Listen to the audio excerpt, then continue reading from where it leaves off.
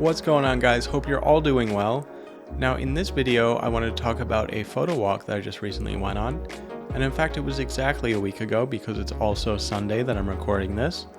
So about a year ago, someone that I follow on Instagram had posted some photos of a place called Shadmoor State Park, and I knew as soon as I saw them that I had to get up there.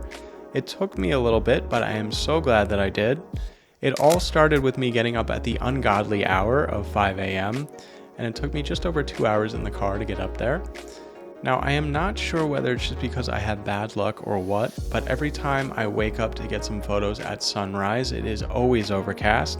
Now overcast lighting can actually be nice for some photos as it's quite even, and I think the mark of any good photographer is just to make the best of what you're given, and that is what I at least attempted to do. Now I didn't do too much research as I kind of went off on a little bit of a whim, but I did know that there was a beach and some bluffs here, so I thought that those would make good subjects. I thought this would be a good outing to bring along my favorite and by far the heaviest film camera that I own, which of course is my Mamiya RB67. Now I can't emphasize to you guys enough just how much my arms were hurting after this one, especially after carrying it around for about 8 hours or so. So I really should get a strap for it. I'm not sure if this is something that's unique to New York State parks, but let's be honest, it probably isn't. Just how many military installations there are. And once I got there, I encountered these bunkers.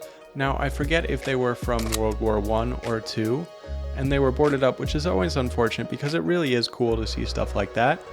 Although it did look like someone was able to kind of punch their way through a piece of sheathing there. I took a quick look in, but it just looked like a basement and had everything that you would expect.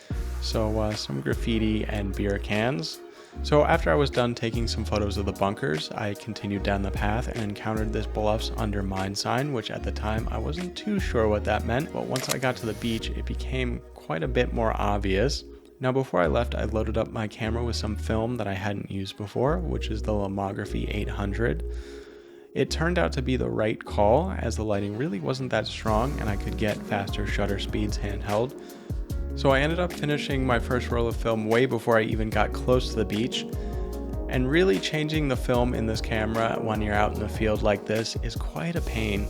I know it's meant to be a studio camera and I haven't really found a more elegant solution than putting my backpack down and just changing it on that, but it is always a little bit of a hassle. So I loaded up next with some Ektar 100, one of my go-to films. So after changing out my film, I continued down the path, and it was at this point that the beach came more into focus, pun intended of course. So I took a few more images along the way and finally started making my way down to the beach. So once I finally got there, all I wanted to do was just relax and take my bag off and put everything down. And it was also at that moment where I realized that I probably shouldn't have been carrying around the granola bar in my pocket. Anyway, things for the next photo trip, of course. I was there pretty early, so for the most part I had the beach to myself, which was nice.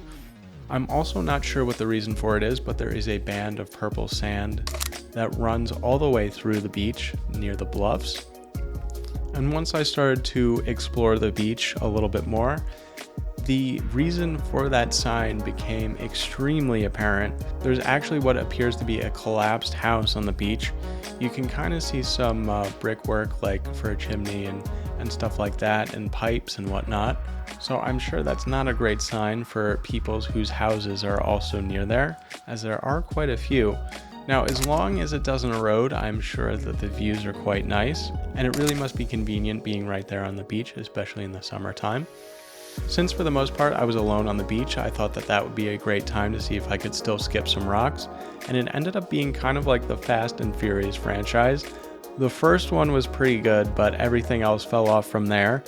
I actually ended up walking the full length of the beach, and it's quite a good workout if you guys are looking for anything to do. The only thing I'd recommend is definitely go there on a day that's a little bit warmer.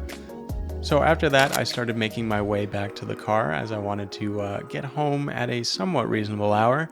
If you guys know Montauk or Long Island at all, you'll know that it has quite the reputation for traffic, which I can absolutely confirm.